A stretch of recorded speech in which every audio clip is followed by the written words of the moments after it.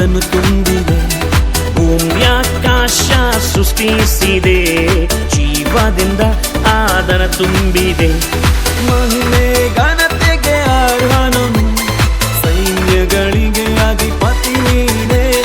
ಮಹಿಮೆ ಘನತೆಗೆ ಅರ್ಹನನು, ಸೈನ್ಯಗಳಿಗೆ ಅಧಿಪತಿ ನೀನೆ. ಆಮೇಲೆ ಯೇಸುವ ನಿನಗೆ ವಂದನೆಗಳು, ಆಮೇಲೆ ಯೇಸುವ ನಿನಗೆ ವಂದನೆಗಳು, ಆಮೇಲೆ ಯೇಸುವ ನಿನಗೆ ವಂದನೆಗಳು, ಆಮೇಲೆ ಯೇಸುವ ನಿನಗೆ ವಂದನೆಗಳು. ನಮ್ಮನ್ನಾಳುವ ಯೇಸುವ ವಂದನೆಗಳು, ನಮ್ಮನ್ನಾಳುವ ಯೇಸುವ ವಂದನೆಗಳು, ನಮ್ಮನ್ನಾಳುವ ಯೇಸುವ ವಂದನೆಗಳು, ನಮ್ಮನ್ನಾಳುವ ಯೇಸುವ ವಂದನೆಗಳು. ಭೂಮ್ಯಾಕಾಶ ಸೃಷ್ಟಿಸಿದೆ, ಜೀವದಿಂದ ಅದನ್ನು ತುಂಬಿದೆ. ಭೂಮ್ಯಾಕಾಶ ಸೃಷ್ಟಿಸಿದೆ, ಜೀವದಿಂದ ಅದನ್ನು ತುಂಬಿದೆ.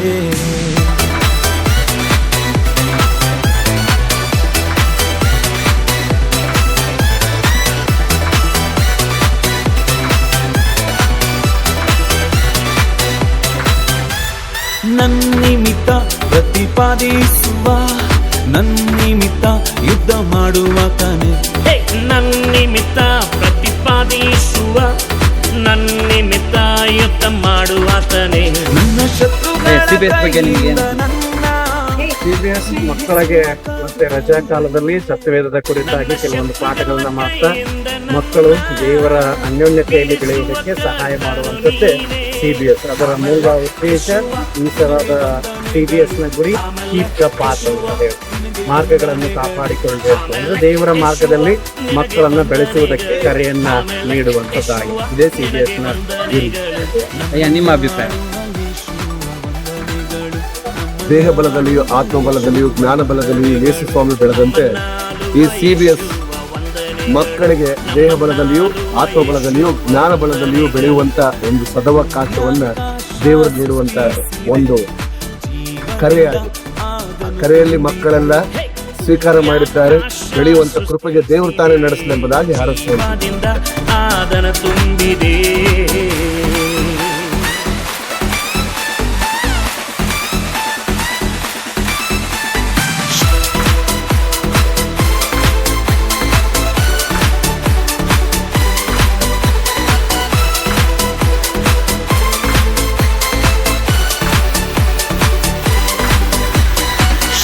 ಇದ್ದರು ಯಾವ ಬಾಧೆ ಇದ್ದರು, ರೋಗವಿದ್ದರು ಎಂತ ಶೋಧನೆ ಇದ್ದರು.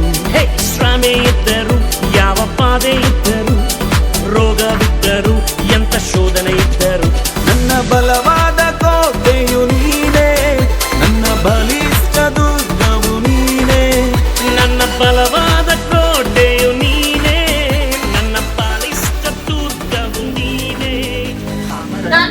ನಾನು ಎಸ್ತೇರ ರಾಣಿ, ಯೆಹೂದ ಜನರಿಗಾಗಿ ನನ್ನ ಜನಾಂಗದವರನ್ನು ಕಾಪಾಡುವುದಕ್ಕಾಗಿ ನಾನು 3 ದಿನ ಉಪವಾಸವನ್ನು ಮಾಡಿ ರಾಜನ ಬಳಿ ಹೋಗುತ್ತೇನೆ.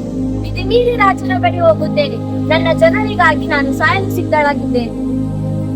ಸ್ವಾಮಿ ನಮಗೆ 5 ತಲಾಂತ ಕೊಟ್ಟಿದ್ರು 4 ತಲಾಂತ ಮಾಡಿದ್ದೆ. ಯೇಸು ನನಗೆ 2 ತಲಾಂತನ್ನು ಕೊಟ್ಟರು, ನಾನು 4ರಷ್ಟು ಮಾಡಿದ್ದೆ. ಸ್ವಾಮಿ ನೀನು ಬಿತ್ತದಿರುವಲ್ಲಿ ಕೊಯ್ಯುವನು, ಅದಕ್ಕೆ ನಾನು 1 ತಲಾಂತನ್ನು ಮಣ್ಣಲ್ಲಿ ಮುಚ್ಚಿ ಹಾಕಿದ್ದೇನೆ. ಸ್ತುತಿ ಸ್ತುತಿ ಸ್ತುತಿ ಸ್ತುತಿ ಜೋರಾಗಿ ಹಲ್ಲೆಲೂಯಾ ಹಲ್ಲೆಲೂಯಾ ಆರಾಧನಾ. ಸ್ತುತಿ ಸ್ತುತಿ ಸ್ತುತಿ ಸ್ತುತಿ ಆರಾಧನಾ. ಹಲ್ಲೆಲೂಯಾ ಹಲ್ಲೆಲೂಯಾ ಆರಾಧನಾ. ನಾನು ಪೌಲ, ನಾನು ಶೀಲ, ನಾನು ಸೆರೆಮನೆಯಲ್ಲಿ ದೇವರನ್ನು ಆರಾಧಿಸುತ್ತೇವೆ. ನಾನು ಅಬ್ರಹಾಮನು ನನ್ನ ಒಬ್ಬನೇ ಮಗನಾದ ಇಸಾಕನನ್ನು ಅವನಿಗೆ ಯಜ್ಞವಾಗಿ ಅರ್ಪಿಸುವೆನು.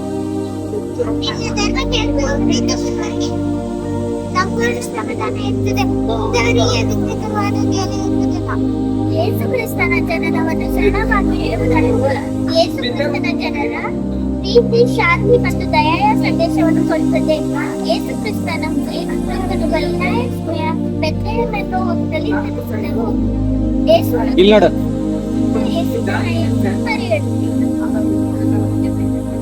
ಶತ್ರುಗಳವರಿಗೂ ಸ್ಥಳವಿಲ್ಲದ ಕಾರಣ ಓದದೆಯಲ್ಲಿ ಮಲಗಿಸಿದರು.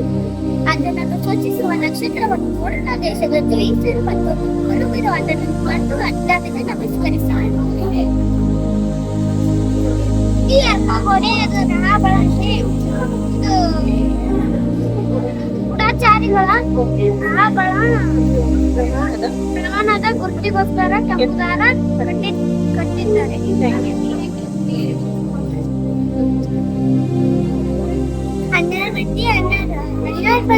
ಜೋರಾಗಿ ಹೇಳ, ಜೋರಾಗಿ.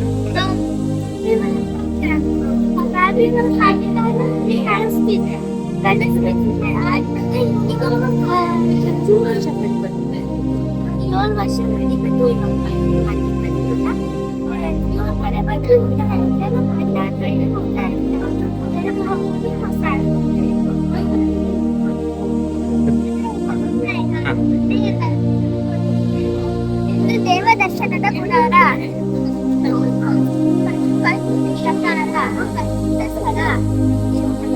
ಪರಿಶುದ್ಧ ಸ್ಥಳ ಪ್ರಕಾರದಲ್ಲಿ ಯಜ್ಞವೇದಿ ಮೇಜಿನಲ್ಲಿ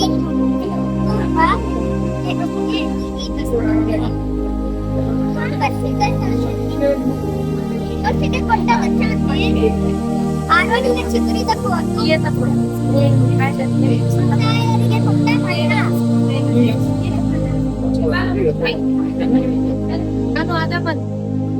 ಇಲ್ಲಿ ಕ್ಯಾಮ್ರಾ ನೋಡ್ಬಿಟ್ಟು ಹೇಳಿ ಜೋರಾಗಿ. ಹಾ, ನೆಕ್ಸ್ಟ್ ಒಬ್ಬೊಬ್ರು ನಾವು ಲೈನ್ ಹೇಳ್ರಿ, ಲೈನ್.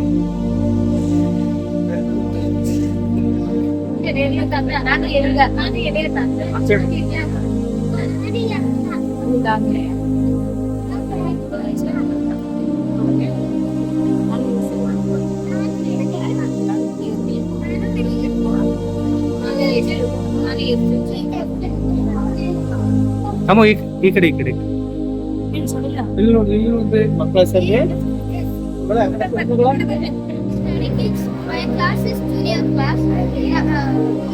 ನಾನಿವತ್ತು ನೀತಿವಂತ ಲೋಹ ಎಂಬ ಪಾಠದ ಬಗ್ಗೆ ಹೇಳ್ತಾ ಇದ್ದೀನಿ. ಜೋರಾಗಿ. ಇವತ್ತು ನಾನು ಹೇಳ್ತಾ ಇರೋದು ನೀತಿವಂತ ಲೋಹದ ಬಗ್ಗೆ. ಏನ್ ಲೋಹನ ಕಾಲದಲ್ಲಿ ತುಂಬಾ ಜನ ಕೂಲಿಗಳಾಗಿದ್ರು ಮತ್ತೆ ಕೆಟ್ಟ ಕೆಲಸವನ್ನು ಮಾಡ್ತಾ ಇದ್ರು. ಆದ್ರಿಂದ ಯೆಹೋವನು ನೀತಿವಂತನನ್ನು ಹುಡುಕ್ತಾನೆ. ಅವನು ಯಾರಂದ್ರೆ ನೋಹ. ಅವಾಗ ಅವನು 600 ವರ್ಷದವನಾಗಿರ್ತಾನೆ. ಅವಾಗ ಅವನು ದುರಾಯಿ ಮಾಡ್ತಿದ್ದ ದೇವರಿಗೆ ನಾವೇನು ಕಟ್ಟಕ್ಕಾಗ್ತಾನೆ. ಆ ನಾವೇ ಮಾಡಿ 40 ದಿನ ಹಗಲು ಮಳೆ ಬರ್ತದೆ. ಅದಾದ್ಮೇಲೆ ಜಲಪ್ರಳಯ ಕೂಡ ಆಗುತ್ತೆ. ಅದಾದ್ಮೇಲೆ 150 ದಿನಗಳ ಆದ್ಮೇಲೆ ಒಂದು ಪಾರಿವಾಳದಿಂದ ಒಂದು ಫಸ್ಟ್ ಕಾಗೆನ ತಗೊಳ್ತಾನೆ. ಅದು ಮತ್ತೆ ರಿಟರ್ನ್ ಬರುತ್ತೆ. ಅಂದ್ರೆ ನೋಹ ಅದಕ್ಕೆ ಒಂದು ಎಣ್ಣೆ ಮರದ ಚಿಗುರನ್ನು ತಗೊಂಡ್ ಬರ್ಬೇಕಾಗ್ತಾನೆ. ಅವನಿಗೆ ಎಣ್ಣೆ ಮರದ ಚಿಗುರು ತರಂಗಿಲ್ಲ. ಅದಾದ್ಮೇಲೆ ಪಾರಿವಾಳ ಆ ಪಾರಿವಾಳ ಹೋಗಿ ಅವನ ಚಿಗುರನ್ನ ಬಂದಾಗ ಅವಾಗ ಏನಾಗುತ್ತೆ ಅಂದ್ರೆ ನೋಹ ನೀರು ಸೆಲೆಕ್ಟ್ ಮಾಡ್ಸಲ್ಲ. ಆಮೇಲೆ ಅವನೇನ್ ಮಾಡ್ತಾನಂದ್ರೆ ದೇವ್ರವ್ರಿಗೆ ಯೆಹೋವ ದೇವರು ಹೊರಗಡೆ ಬರ್ಸ್ಬೇಕಾನೆ. ಅದಾದ್ಮೇಲೆ ಯೆಹೋವ ದೇವರು ನೋಹ ತುಂಬಾ ಪ್ರಾರ್ಥನೆ ಮಾಡಿ ಅದಾದ್ಮೇಲೆ ದೇವರನ್ನ ಹೇಳಿದಾಗ ಅವಾಗ ದೇವ್ರು ಹೇಳ್ತಾನೆ, ನಾನು ಒಂದು ಇನ್ಮೇಲಿಂದ ನಾನು ಒಟ್ಟೆ ಭೂಮಿಯ ಮೇಲೆ ಮಳೆಯನ್ನು ಜಲಪ್ರಳಯನ್ನು ಮಾಡುವುದಿಲ್ಲ, ಮನುಷ್ಯರನ್ನು ಹಾಳು ಮಾಡುವುದಿಲ್ಲ ಎಂದು ದೇವರು ಒಂದು ಒಡಂಬಡಿಕೆಯನ್ನು ಕೊಡ್ತಾನೆ. ಅದೇನಂದ್ರೆ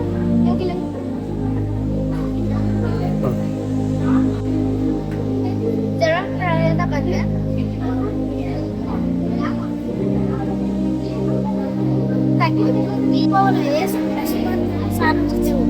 ಫಿಲಿಪಿ ಪಟ್ಟಣದಲ್ಲಿ ಬೋಧಿಸಿದಾಗ ಅಲ್ಲಿಯ ಜನರು ಅಧಿಕಾರಿಗಳಿಗೆ ಒಪ್ಪಿಸಿ ಸುಳ್ಳು ಆರೋಪ ಹೊರಿಸಿ ನಮ್ಮನ್ನು ಸೆರೆಮನೆಗೆ ಹಾಕಿಸಿದರು. ನಾವು ಯೇಸುವಿನಲ್ಲಿ ನಂಬಿಕೆ ಇಟ್ಟು ಸುದ್ದಿಗೀತೆಯನ್ನು ಆಡುತ್ತಿದ್ದೆವು. ಆಮೇಲೆ ಸೆರೆಮನೆಯನ್ನು ಅಷ್ಟಾಡಿತು.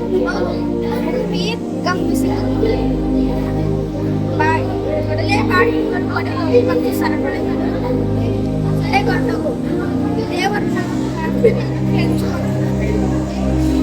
ನಾವು ದೈವ ಭಕ್ತಿಯರು. ನಾವು ಫರೋಹ ರಾಜನಿಗೆ ಜೋರಾಗಿ ಆತನ ಆಜ್ಞೆಯನ್ನು ಕೇಳಲಿಲ್ಲ. ನಾವು ಗಂಡು ಮಕ್ಕಳನ್ನು ಸಾಯಿಸಲಿಲ್ಲ. ಅದಕ್ಕೆ ದೇವರು ನಮಗೆ ಅಭಿವೃದ್ಧಿ ಮಾಡಿದನು. ಇಸ್ರಾಯೇಲರು ಹೆಚ್ಚು ಬಲಗೊಂಡರು. ಕ್ಯಾಮ್ರಾ ನೋಡ್ಕೊಂಡು ಹೇಳ್ತೀವಿ ಜೋರಾಗಿ. ದೇವರು ಮಾಡಿದ ಸಹಾಯದಿಂದ ನಾವು ಆರಿಸಿಕೊಟ್ಟರೆ ದೇವರು ನಮ್ಮ ಜಯವನ್ನು ಕೊಟ್ಟರು. ನಾವು ಮಣ್ಣಿನ ಮಡಿಕೆ ಹಾಗೂ ಖಾಲಿ ಪೂಜಿ ದೀಪವನ್ನು ತುತ್ತೂರಿಯೊಂದಿಗೆ ಧೈರ್ಯಶಾಲಿ ಎತ್ತೇರಳು. ನನ್ನ ಹೆಸರು ಹಮ್ಮು ಜೋರಾಗಿ ನೋಡ ಕ್ಯಾಮ್ರಾ. ಹಮ್ಮು ಜೋರಾಗಿ. ನನ್ನ ಹೆಸರು ಎಸ್ತೇರಳು. ಎಸ್ತೇರಳು ಅಂದರೆ ನಕ್ಷತ್ರ.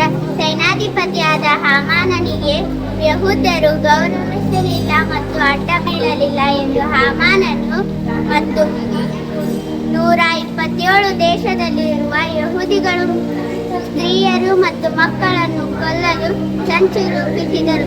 ಆಗ ರಾಣಿ ಎಸ್ತೇರಳು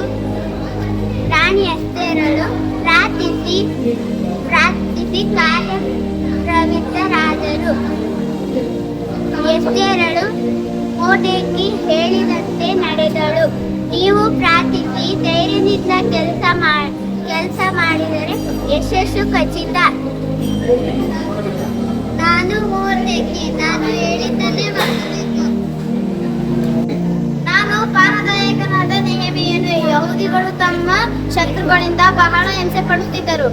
ಯೆರೂಸಲೇಮಿನ ಗೋಡೆಗಳು ಬಿದ್ದು ಹೋಗಿದ್ದವು, ಸುಟ್ಟು ಹೋಗಿದ್ದವು. ಯೆರೂಸಲೇಮಿನ ಗೋಡೆಗಳು ಒಡೆದು ಅದರ ಕದಗಳು ಬಾಗಿಲುಗಳು ಸುಟ್ಟು ಹೋಗಿವೆ. ಯೆರೂಸಲೇಮಿನ ಗೋಡೆಗಳನ್ನು ಪುನಃ ಕಟ್ಟುವನು. ನಾನು ಈ ವಿಷಯ ಕೇಳಿ ಅತ್ತು ಶೋಕಿಸಿ ಉಪವಾಸ ಮಾಡಿ ಪರಲೋಕ ದೇವರಿಗೆ ಪ್ರಾರ್ಥನೆ ಮಾಡಿ ಒಂದು ಗುರಿಯನ್ನು ಹಾಕಿಕೊಂಡೆನು. ದೇವರ ಸಹಾಯದಿಂದ 52 ದಿನಗಳಲ್ಲಿ ಪೂರ್ಣಗೊಳಿಸುತ್ತೇನೆ. ಧನ್ಯವಾದಗಳು. ಪ್ರೀತಿಯ ದೇವಜನರೇ, ಇದೆಲ್ಲವೂ ಕೂಡ ಈಗ ನೀವು ವೀಕ್ಷಣೆ ಮಾಡಿರುವಂತದ್ದು ನಮ್ಮ CBS ನಲ್ಲಿ ಮಕ್ಕಳು 7 ದಿನಗಳವರೆಗೆ ಕಲಿತಿರುವಂತಹ ಪಾಠಗಳ ಕುರಿತಾಗಿ ಪ್ರಾಯೋಗಿಕವಾಗಿ ತೋರಿಸಿದಂತಹ ದೃಶ್ಯಾವಳಿಗಳು. ಎಲ್ಲಾ ಮಕ್ಕಳನ್ನು ದೇವರಿಂದ ಹೆಚ್ಚಾಗಿ ಆಶೀರ್ವದಿಸಲಿ. ಅವರಿಗೆ ತರಬೇತಿಯನ್ನು ನೀಡಿದಂತಹ ಎಲ್ಲಾ ಶಿಕ್ಷಕರನ್ನು ಕೂಡ ದೇವರು ಆಶೀರ್ವದಿಸಿ ತನ್ನ ಸೇವೆಯಲ್ಲಿ ಇನ್ನು ಹೆಚ್ಚಾಗಿ ಅವರನ್ನ ಅಭಿವೃದ್ಧಿಪಡಿಸಲಿ ಎಂಬುದಾಗಿ ನಾವು ಕೇಳಿಕೊಳ್ಳುವವರಾಗಿದ್ದೇವೆ. ಆಮೇಲೆ ಥ್ಯಾಂಕ್ ಯು.